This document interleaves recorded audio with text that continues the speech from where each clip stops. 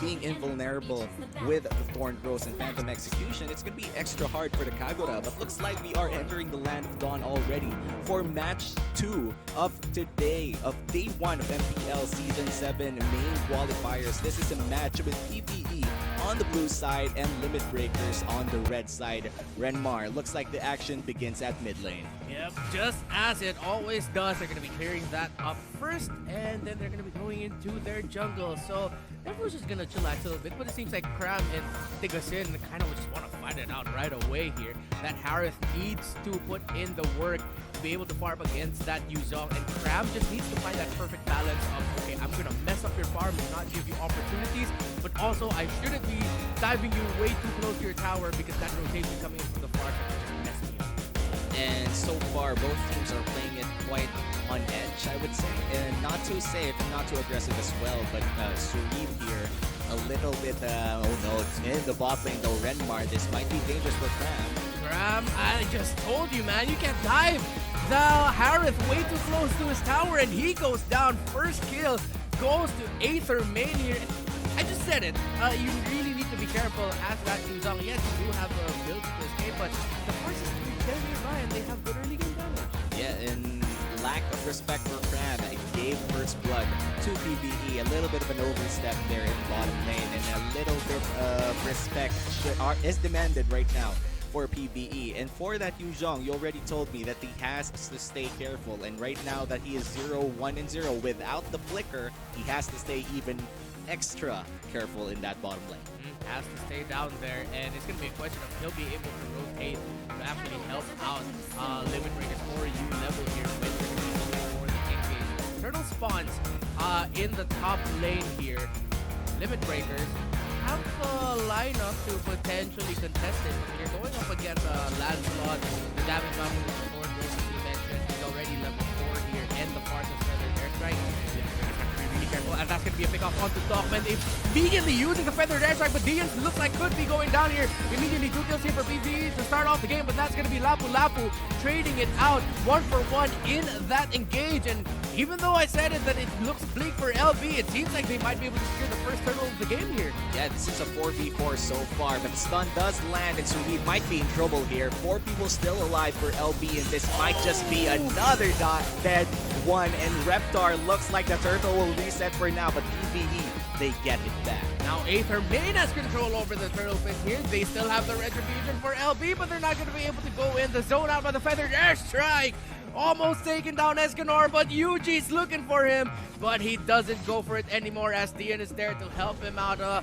Nice little back and forth there, but Aether main takes the first turtle of the game. Yeah, Aether main right now, great turnaround for LB. I mean, Limit Breakers already had a good position in that turtle, and PVE, Aether, they really went in, found the targets, found the correct way to just start that fight and end it immediately after that first pickoff.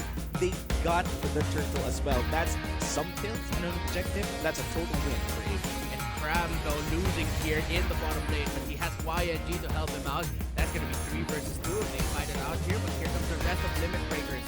They don't decide to go to the bottom lane. PVE decides to back off, so that's going to be Kagura and the Sylvana now just looking for positioning in the mid lane. And so far, both teams are taking it a little bit quiet, but looks like Nav here might be in trouble. 3 people invested in the mid lane for Limit Breakers, but immediately hides out. And this Jawhead, I gotta commend him for his earlier play. Finding the Parsa is one of the best things that you could do for your team, but looks like a team fight will happen here in the bottom lane, Renmar. I am waiting for a dive, but they're not gonna give it to us. Patrick Varai Esports here, Aether main, respecting that Nav might actually get another pick off. No, he doesn't. Escanor able to find the safety of the turret here. So now Aether main is respecting the fact that it seems like they understand the rotations here on blue level, that they can't stay too close to their own jungle because they just might get dived like this in the bottom lane. There goes the Salmon Force already popped off, but they're not going to be able to secure the kill. They commit ultimates to try and take down the Harith. Harith, take a sit, gets away. And that Salmon Force came in clutch for that Harith. The moment he placed that, the slow, the dash, it was more than enough for him to survive that initial burst. And the moment that he survived that initial burst, immediately gave Limit Breakers the signal to just stop that dive, but looks like a fight for the turtle will happen.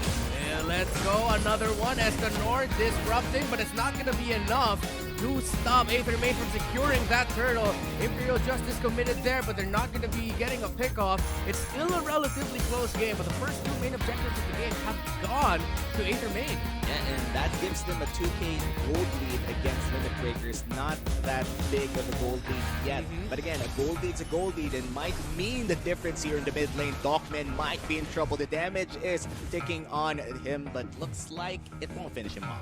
Yeah, and it's interesting that we're seeing a Sylvana here actually rocking a tenacity. It seems like Dogman is going for a little bit more of a safer and more sturdy Sylvana build here, because sometimes it is a little bit too risky for Sylvana to dive in. But speaking of dive, Sherby not gonna get dove in. Yes, that's what I'm trying to say here. In the top lane, as Patrick Vera Esports break the first third of the game at the bottom. Yeah, and first third of the game going to David Vera Esports. Patrick Vera Esports, rather. Who's David Vera? I'm sorry.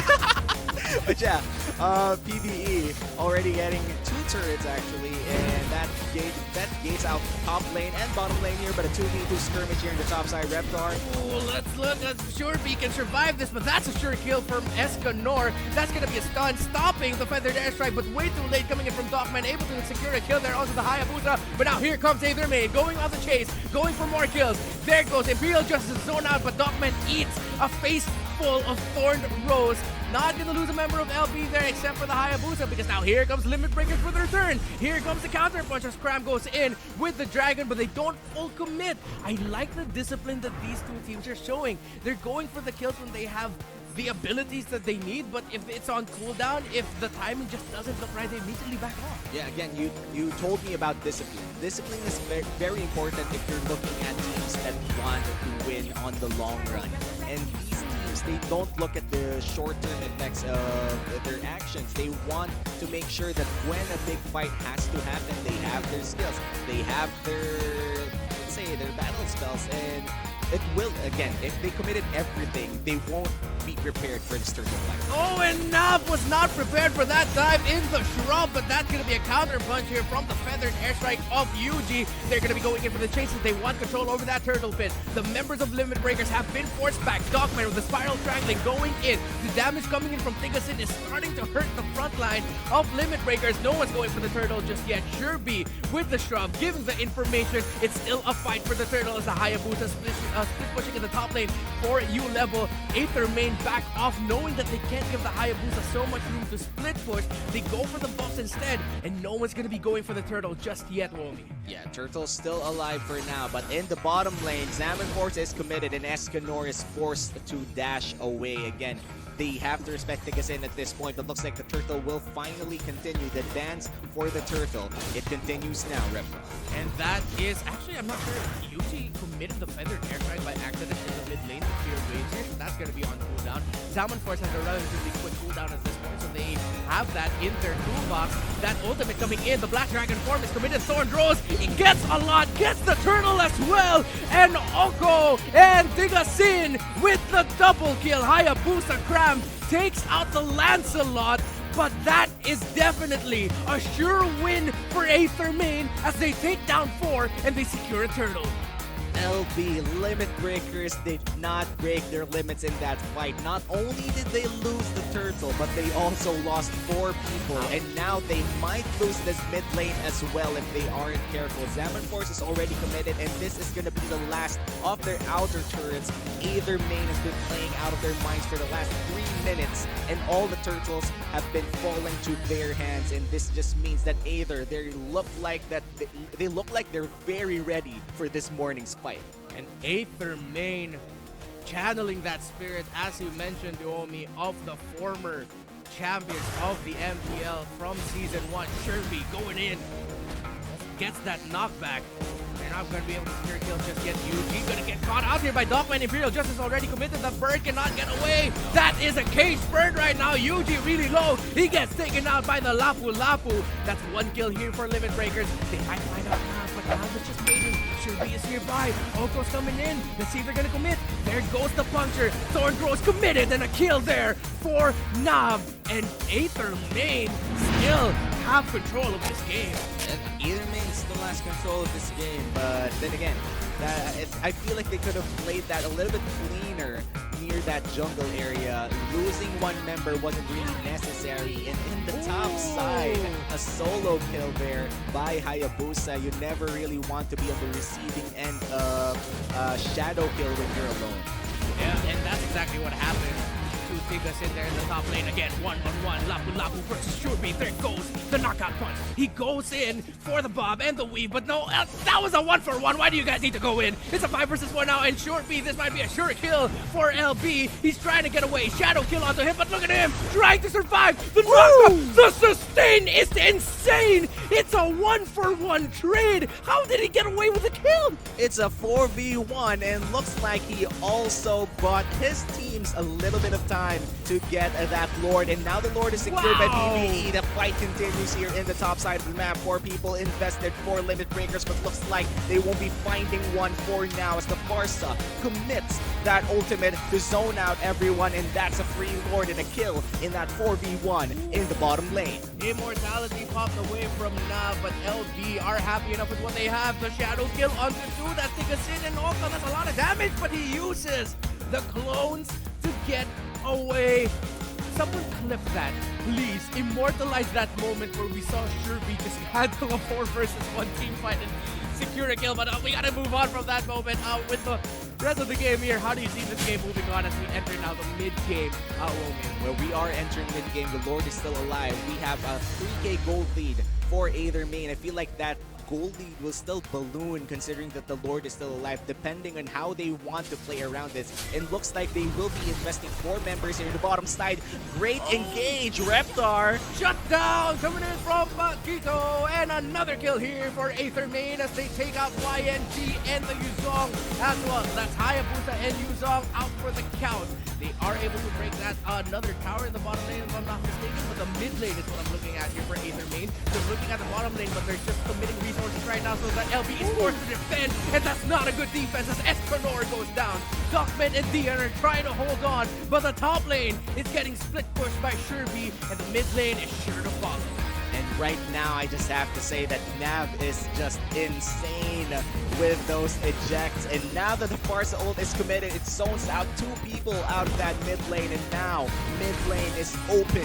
PVE has taken mid, has taken bot, and will be taking top as the base will be forced to be exposed for limit break. And that is a Salmon force committed by Tigasin, and all the damage coming out, forcing LB back. But Aether main realizing that they don't have a lot of minion waves, are playing this carefully, but here comes the dive. Here comes the feathered airstrike. That's a 1-for-1 trade good so far as Tigasin goes down. Cram going after Uncle, not able to secure a kill. Going for the lifesteal. He gets knocked up. That's a double kill on both sides. Dian and Yuji secure the double kills here, but that is a 2-for-2. But I can say Aether main still in the lead. As you mentioned it earlier, U-level limit breakers with no turrets left. Yeah, and right now that the base is exposed for limit breakers PVE, they only have to make one more correct play and they could possibly end this game and move on to game 2. And for Aether, if they commit, I guess, 2 more mistakes or 3 more mistakes, they have a lot of budget now in terms of creating mistakes, considering that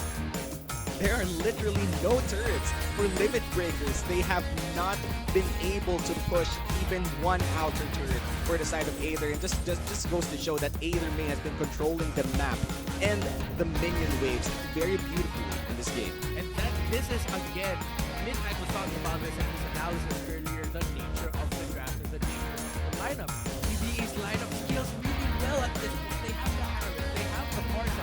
Lancelot kind of dips a bit, but the damage will still be there. Hayabusa's going to be entering in a difficult position. All he needs to do is wait for the entry and time it. And speaking of timing, that's a beautiful timing here by Dogman, but that is what limit breakers right outside of their base and open for a wipeout from Aether main. Immediately, 1 member goes down. 3 of them go back. Escanor on the run, but Escanor is going back home to base to go for the respawn, and a double kill is secured by Tigasin.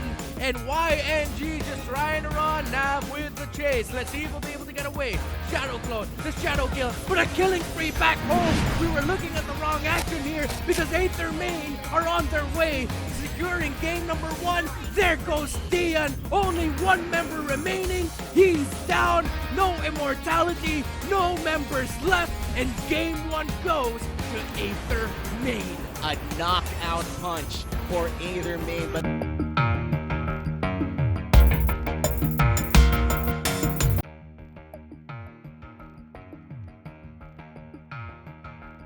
ng U-level that Aether Main will be getting somehow ay marksman as their jungler. Yeah. Would you think that that's viable para sa side dito ng Aether Main? Tingin ko possible, Kuya Rob, kasi well, as we can see, the 4th ban ng LP is again the Clone. Isa siya sa mga heroes na currently in meta ngayon. Pero pwedeng pantapat dito sa Brody. Pero ang pwedeng gawin dito is either kung mag-Roger sila or at least isa pang Lancelot because sobrang squishy ng backlines dito ng Limit Breakers. Pero ang Glass Cannon, yun naman sabi ko dito, Glass Cannon draft ang LP dito. Meron silang physical burst with the Brody and meron silang magical burst ng Eudora. Tapos meron pang mag-amplify doon ng damage output nila using the Sylvanas passive. So ang laking bagay. So with the magiging key dito ng PVE, they will go for the team fight oriented draft. Dami ng AoE. Dami rin nilang pwedeng pang early game kapag nagkaroon sila ng opportunity. So control the front lines and then attack the back lines sa magiging ganap dito ng PVE. Nakakatakot yung yung AoE potential dito ng Aether Main. Look at how it synergize well with their skills. Isipin mo, it might start with a Falling Star Moon or it might start with the Fatal Links dito from Atlas. Then from there, makakita tayong Falling Star Moon babagsak, Feather Airstrike ng Farsa, tapos Electro Final Blow just to put the icing doon sa gitna. So, just looking at that position, nakakatakot dito ang mga AoE potential ng Aether Main. Itong Roger na to is just gonna be a cleanup crew para sa side nila. And meanwhile, dito naman sa ating U-level squad, they have a pick and roll, tingin ko. Yeah. Na, I mean, parang they have a single target. Even ang AoE lang nila dito was technically their Imperial Justice. Aside from that, single target oriented na sila. So, ngayon ang mangyayari dito, Kuya TDC, just looking by the draft, is that yung early game natin dito, talagang magpipick off lang ng new level, trying to get, pero whenever we comes to a certain team fight, going into mid to late game, tingin ko, mas makakalamang dun yung yung Aether Main. Aether Main. I completely agree, Kuya Rob, kasi again, early game for on pick off, kailangan mag-enable ka agad yung snowball factor dito ng LP para mas maging effective. Ang dami nilang first potential. Again, ang magiging risky lang dito is yung laging yung initiation dito ni Tank. So siya ang magiging frontliner and also with the Sylvana sa side ng new level. Pero tingin ko enough pa rin yun. The best thing that they can do right now is to hold the game. Kailangan nilang i-delay at least. Evade yung mga early skirmishes kung kapag nakita nila nag-group up yung PVE, go for the split push. Yes, I agree with you, Tads. Pero speaking of here, onto the early game, ang sisimula na kagad dito ng U-level or rather, itong Aether Main, yung aggression. So, it's good thing na it's actually UG is on the Forza role dito sa kanilang side. Kasi yung early game dito, I'm really leaning towards dito for U-level as they could have, yung kumbaga yung power spike nila dito as early, even on level 1 or even on level 2 or rather pag nag-level 4 dito yung Brody, alam mo na meron talaga sila dito mapipitas given itong si Yato with the Hayabusa. But look at how the Atlas dito ni Van Bin looking on kung kailan dito kukuha ng orange buff. Good, perfect match para tumakas. So ngayon, alam nila kung saan nakaposition ngayon dito ang U-level. Hindi ko talaga ginawa nila yung assignment nila. Alam kung paano gumalaw ang U-level. Pero at least magandang positioning din yun. At least they are able to provide information kung mag-i-invade ba si Roger, kung mag-i-invade ba yung side ng LP dito. But the match-up is currently even when it comes to the laning stages. Si Virus at si Yuji nasa bottom lane. And habang si Van naman is just trying to get his level 4 as early as possible para ma-enable agad yung team fight capability ng PVE. Kumbaga ang gagawin lang dito ni Van is talagang iikot eh. It's almost the same playstyle what he actually did during the Johead game. Yung talagang nagpa-provide lang siya ng vision dito sa team while nagsistay on the side. And that was a very crucial pick-off na manggagaling sa Aether Main. That is the Brody and that is the hero na ini-expect mo talaga na mag-e-excel during the early game. Totoo yun, Kuya Rob, kasi alam mo naman, ang early game talaga ng, ang scaling rather, ng Brody is talagang sobrang lakas niya early game and slowly going down pag tumatagal lalo yung laban with the flicker out para kay Van. Dogman with his Paras trying to get him out, but again, we need to play carefully. Still level 2 up against level 4 na Roger ni Choco. So again, just controlling the game, providing information as much as possible ang laro dito ng Limit Breakers. There's gonna be a big problem for U-level kasi ito yung ito yung power spike nila eh. Itong early game na to eh. The first 5 minutes of the game, this is the window period dito ng U-level to make hindi comeback eh. Kumbaga, to make a certain momentum para makuha nila yung yung tempo ng laro. Pero baliktad ang nangyayari dito, TDC. It was all about either lane making the plays. Tingnan mo dito sa gitna. Dogman may actually get a pick off. Naku, mukhang mahuhuli siya dito with Van securing the kill plus the feathered airstrike ni Choco, rather ni Van at si Choco is sinisimulan na yung Turtle. 571 critical strike para sa Turtle dito. Pero tingin ko hindi gaano ready ang Limit Breakers for this kind of engagement. Escanor moving forward, Molten Sights at mukhang makukuha dito ni Esmeralda ang Turtle buff. Pero ang ganda ng ginagawa dito ng LB. Alam nila na okay, sige sandali lang, level 4 na dito yung Atlas at medyo lamang sila kapag nag-group up. So we're just giving enough space for the core para kay Karam na makapag-farm dito. Para tinan mo, Kuya Rob, talagang pick off ang ginagawa dito ng LB. Pero si Van is sobrang kunat na with the Frigid Breath as well plus the perfect match. Mahihirapan silang i-take down yung kaagad. Sino-zone out na lang sila dito ngayon ng Atlas. And this is too early to say, no?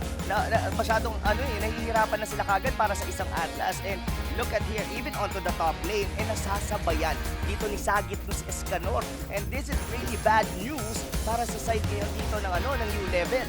Nako, mahirap yun. Control the side lanes. Yun ang ginagawa nila dito sa side ng LB.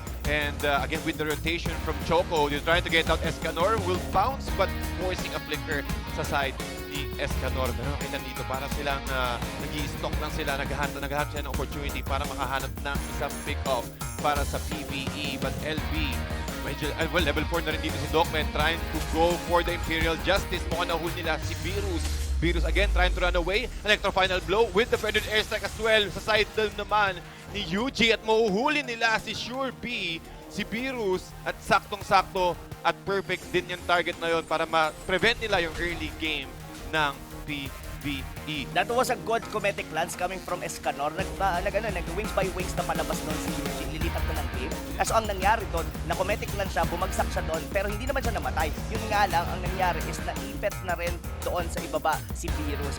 Good play coming from U-level, pero the question is this enough? Kasi ngayon, may hefta sila ngayon dito, yung Brody. They have to make a play. They need to force a fight ngayon habang hindi pa malakas ang team fight ngayon dito ng either main. As they gonna be picking off dito si Van. Ang sunod, ang tanong ay wala pa naman dito sa may bandang gitna. It's most likely na ma-hold pa naman to ng either main. And look at Escanor already trying to take Turtle and Virus with the eye for an eye be able to take or go away against U-level. Pero ngayon, dito, so may Turtle, mukhang nasa either main na naman. At mukhang makakuha dito. Comedic kasi mukhang dito mama, pero makukuha pa rin ni Roger, ni Choco, ang Turtle buff. But with the return kill, Escanor will go down para sa UG. Wala silang magic damage with the Fatal Links. Hindi enough yung combo nila. Here's Choco with the nice cleanup. Choco makakatakas pa yata dito. Cyclone ay hindi available, but with enough space from Van. Frigid Breath, hindi nyo kailangan pumasok dito at habulin yung mga core namin. 2-4-1 exchange para sa side ng LB. Unti-unting humabol dito yung LB. Look at the net worth and the items. Hindi gaanong malayo at unti-unting humahabol. And also with the itemization dito sa side ng ni Brody. Again, hep na sasabi mo nga kanina, plus transition into a BOT. So yun yung ine-expect nila. Go for the burst damage. Get Virus as early as possible para mawala ka agad yung possible burst, yung early burst, and also hindi makakaikot yung PVE. Kasi si Virus pa rin makakaikot dito early game eh. Kung sakaling makahuli na Fatal Links dito si Van, o makakadami siya dito si UG and sa Gitnu. So with that early pick off kay UG, tinanggal agad nila yung isang malaking problema nila using the Feather A-Star.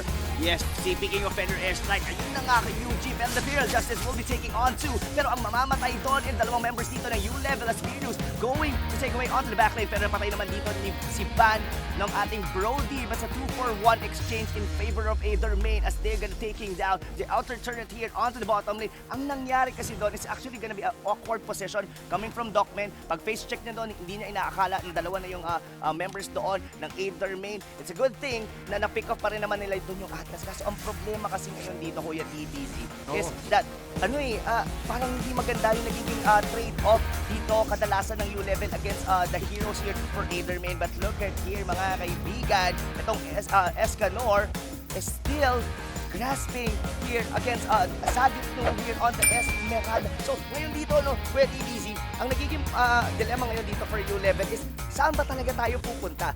We're just reacting kung ano yung binabato sa atin ng Aether Main. Pero ngayon, ang naisip nila, kunin na lang muna kaya natin yung turtle. At mukhang turtle nga ang kukunin nila dito. Electro Final Blow. Mukhang inuhuli nila agad ni Virus sa ligid. Isa pang Fatal Links. Dian will go down and Virus will take up the Mage Burst dito ng LB. 2-4-0 exchange. At si Yuji pa makakuha ng isa. Nakuha, tatlo na yan. 3-4-0 ang magiging huli nila dito. Tag-i-assign with the moving forward with the, again, with the ultimate. Able to run away, but nakita mo yung confidence dito ng PVE. Talagang backs out kung backs out ang laban ng PVE dito. Or trying to control the early game or trying to control the backlines first and then iniiwan agad nila yung front lines dito ng LB. Yun yung nagiging opening dito ng limit breakers ng U-Level. Oo, speaking of opening dito, the Feather Airstrike will actually hit on Escanor. He's still alive with the Cotornet Inferno dito, mga kaibigan. Atakas pa naman dito ang ating Tamos as they gonna retaliate against Tigas in Sagit 2. Pero siya pa rin ang mas matigas dito, Kuya TDC. Nako, saktong-sakto shadow kill at Sindevan with the perfect match at makakatakas ka agad siya with the shadows. Pero exposed dito ang tier 2 towers, turrets dito ng limit breakers at yun yata ang magiging next target ng PVE. Kung iisipin mo dito, TDC, this is a perfect game para kay Van. Why? Kasi sino lang ba ang may purify dito sa side ng U-Level? It's all about Docman. Look at the Feather Airstrike dito from UG. Almost na mapatay na doon si Docman. And right now, mga kaibigan, with this lead coming from Aether Main, this is a 6,000 lead. This is definitely scary. Bakit?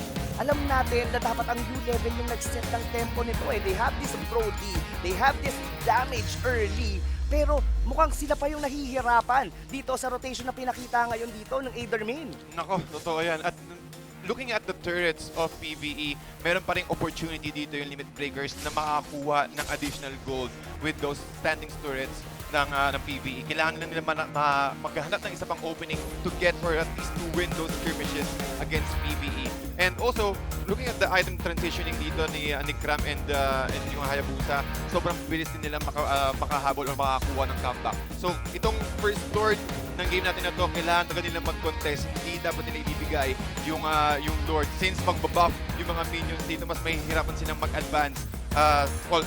Paglagpas nila ng river. Kaso ang problema kasi nila dito look at Van going on directly kay Kram para lang i-fatal links. Pero ang unang namatay doon is gonna be the Atlas. Ang susunod, it's gonna be Docman. It looks like U-Level. Pumapalag sila dito sa may bandang Lord Pit. Nakatakas pa sa Escanor. Look at the back. Virus ngayon, hinahabol dito ng Hayabusa. Ang tanong, makakatakas ba? Hindi! Dahil si Yuji ang sumunod. Yung tatlong members ngayon dito ng U-Level, sila naman ang magtitake ng Lord and Kram here with the damage na meron siya. This gonna be a quick Lord para sa side ngayon ng U-Level. Suddenly, the tables have turned, TDZ. Ito yung sinasabi natin, Kuya Rob, na talagang maghanap sila ng opening at kapag nakakuha sila ng isang objective against or isang skirmish against PVE, yun na yung hinihintay nilang possible comeback with the super minions and also the Lord pushing in. Mas makakuha sila ng sustainable gold at dito mo, Kuya Rob, pantay na ang net worth dito ng LP at PVE. So kailangan gawin dito ng PVE is maghanap na naman sila ng isa pang opportunity just like so. Huling-huli dito si Kram. Si Kram makamakubos but with the burst damage from Dian, makakuha pa rin nila. Van trying to run away but with the shadow kill from the Hayabusa. Ito na hinihintay nila. Dire-diretso na. At may Lord pa, matake down nila. Pero tier 2 turret dito ng PVE is still standing pero enough na yun sa tingin ko, Kuya Rob, para ma-push out nila itong tier 3 turret sa bottom. Tingin ko talaga enough na yon na nabasag na nila yon. Escanor, meanwhile, on the top lane is taking down the base turret pero mag-back away na lang muna sila as they would like to fight. Kumbaga, disiplina muna para sa U-level squad. Alam mo kung ano ang nangyari doon? It was all about either main. They are on the lead. Ang naging problema nila, pinilit nila na pasukin yung Brody sa likod. They want to do a fatal links at pasukin yun doon. Even ginawa rin yun ni Sagit Nuen as well, ni Van ulit. At ang nangyari, nabaliktad na naman. It's all about Kram here, making the plays and going into the right position. At kung iisipin mo, binabantayan siya dito ni Dian. Hindi siya iniiwan. Yun yung isa sa malaking factor talaga dito. Bakit hindi nila ma-pick up agad-agad dito ang Brody? Tingin ko yun yung yun yung playstyle, yun yung plan dito ng ng U-level eh. Since malakas tayo mag-burst ng physical, malakas din ako mag-burst ng magical, sabi dito ni Dian, magtama tayong dalawa. Pag pumasok dito sa van sa loob, ang big question dito is, hindi ba nakakapag-itemize dito ng Athena Shield si Van? So, talagang mahihirapan siyang hulihin yung backlines. And also with the enough physical damage dito para kay Hayabusa and also yung catch ni Docman, mas mabilis siya mag-burst out. So, posibleng gawin dito, kahit hindi si Van yung mauna mag-initiate eh, kahit siguro yung Falling Star Moon or at least i-separate nila yung members dito ng LB para makahabol ulit or para makakuha ulit ng lead. Pero talking about lead here, 37.5k was sa side ng Limit Breakers and also PVE naman with 34.3. Pero ito na mag-sandwich play dito, nahuli dito si Dian at makaka-flicker out pa rin siya. Enough ba yun? Hindi pa rin enough. But Escanor trying to isolate the rest of PVE. Mukhang makakahabol. Hayabusa able to secure the kill here. But Escanor getting isolated. Kram and Shurby, nahuli nila si Dian. Shurby trying to run away pero mukhang hindi na makakatakas. Meron pang shadow, quad shadow dito at Kram will secure the kill. 2-4-1. Isa pa lang ang tumutumba dito sa side ng U-level at ito na yata hinihintay ng pagkakataon pero naulit na naman yung strategy na hulihin doon yung backlanes dito ng U-level and it failed once again, Kuya TDC, as the members of U-level squad going here onto the mid lane. Ngayon, godlike na dito si Crab. Naubos naman nila dito yung mga minion waves so there's a possibility na hindi pa naman mababasag kagad dito ang base turret sa may bandang gitna. Pero nga lang, yung ibaba, 2 members down. Ngayon, ang side ng Aether May. The question is, kaya bang nilang depensahan to? I think so, dahil buhay pa naman dito yung Farsa. It's all about, it's a waiting game, Kuya TDC. Nakita mo yung damage doon ni Kram. That's a 2,000 critical. wow. So, kahit sabihin natin ikasakang Atlas, kahit sabihin natin meron kang Antikiras at Athena Shield, hindi ka pa rin uubra dyan sa critical na meron ang Brody. Napakasakit ng critical ng Brody dito. 7-1-4 ang KDA ni Kram at hulihin talaga yan ang magiging key point ng PVE. Pero syempre, hindi pa pahuli dito ang Limit Breakers with the initiation from Docman again, catching the right target at the right time. And also Escanor just trying to delay the game and trying to isolate the rest of PVE nang umahabol dito ang Limit Breakers. And this battle pick up na dito para kay Hayabusa. So mas makakita tayo ng mas masakit na damage when it comes to his damage output mamaya-maya kapag papasok dito si Van. Oh, perfect match. Mukhang nahuli dito ng Cometic Lance into the spiral strangling. Plus the Imperial Justice. Wala dito si Van. At mukhang papasok mo dito si Tigasin. Makakuha niya si Dian. Hindi niya rin naikasa. At mukhang nakikita niya yata pala ang kanyang ultimate but sure virus. Mukhang makakuha na isa. 2-4-1 exchange. Kram, mukhang nagdedelikado pa. Naka-takedown na naman sila ng isa. Docman will go down. 3-4-1 exchange. Hayabusa will be caught off guard. Choco trying to move forward here. Tigasin. Quad Shadow, nilalaro niya lang pa isa-isa. Pinaglalaroan yung apat pala with a Shadow kill. Mukhang umahabol pero hindi pa rin yung enough. 4-4-1 PVE. Mukhang umahabol sila dito. And LB si Kram ang nag-iisang member na survive doon sa last skirmish. Nako, baka papasukin siya dito, Kuya TDC, as he actually used the flicker out. But Virus here going 1v1 ngayon dito kay Crowd. So what actually happened there? TDC, na-pick off nila, nag-sacrifice doon si Van. Yes, napatay siya doon. Kaso, the awkward moment for U-level was the knock-up coming from the Lord. Dahil nanakap yung dalawang members nila doon at nawalan sila ng possession. Kram, hindi siya makamove forward kasi wala na agad doon si Dian eh. The moment na namatay si Van, namatay din doon si Dian and Kram was put in a position na hindi siya agad makaangat. And ang nangyari doon, one by one naubos ang mga members ng U level, and from there they actually almost wipe out. So ngayon, the level 2 Lord, the Luminous Lord, is on the hands of Aether main. Sila naman ngayon ang nasa opensa. Ang tanong, Kuya TBC, do you think kaya ba ng U-level dito na mag-hold dito sa Luminous Lord? Hindi ko kaya pa nilang i-hold to.